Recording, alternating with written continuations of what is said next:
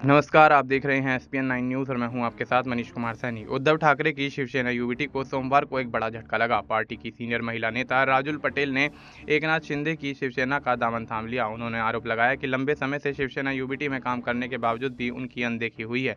राजुल पटेल का पार्टी से अलग होना बीएमसी चुनाव से पहले उद्धव ठाकरे के लिए बड़े झटके के तौर पर देखा जा रहा है। शिवसेना का दामन थामने के बाद उन्होंने कहा, लंबे समय से पार्टी में काम करने के बाद मेरी अनदेखी हुई। एकनाथ शिंदे हमेशा आम लोगों के लिए काम किए। बतौर मुख्यमंत्री मैं उनके काम से काफ़ी प्रभावित हुई, इसलिए मैंने पार्टी का दामन थामने का फैसला किया। राजुल पटेल वर्सोवा विधानसभा सीट से चुनाव लड़ना चाहती थीं, लेकिन उनकी जगह पार्टी ने हारू खान को मैदान में उतारा। इस सीट से हारू खान जीत गई। पिछले पटेल 3 बार नगर सेवक रह चुकी हैं। वो नगर निगम की अलग-अलग समितियों में कई पदों पर सेवा भी दे चुकी हैं। वह शिवसेना यूबीटी की सबसे वरिष्ठ महिला नेताओं में से एक के रूप में जानी जाती थीं और विधानसभा चुनाव के लिए आयोजक के रूप में काम करती थीं। उन्होंने साल 2019 के विधानसभा चुनाव में भी मैदान में चुनावी ताल ठोकी थी। माना जाता है कि वर्सोवा में उनकी मजबूत पैठ है। आदित्य ठाकरे ने कहा कि हम महाराष्ट्र के लिए लड़ाई लड़ रहे हैं। उन्होंने कहा कि इससे फ़र्क नहीं पड़ता कि कोई जा रहा है।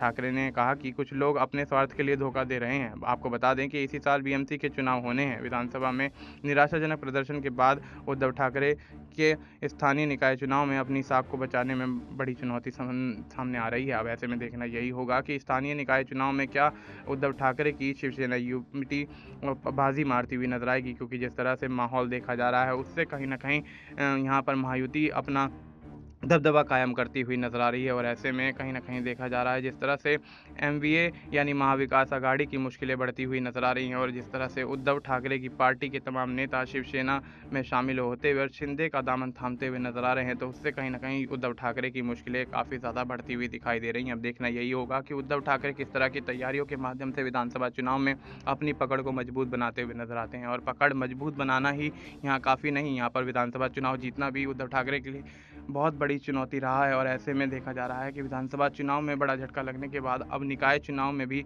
एक बड़ी चुनौती उद्धव ठाकरे के सामने आती हुई दिखाई दे रही है। अब ऐसे में उद्धव ठाकरे क्या निकाय चुनाव में बाजी मारते हुए नजर आएंगे, ये भी देखना दिलचस्प होगा। फिलहाल आपको इस मुद्दे पर क्या कुछ लगता है, आप अपनी राय हमें कमेंट करके बता सकते हैं। बाकी देश और दुनिया से जुड़ी तमाम जानकारी के लिए आप देखते रहिए एसपीएन 9 न्यूज़।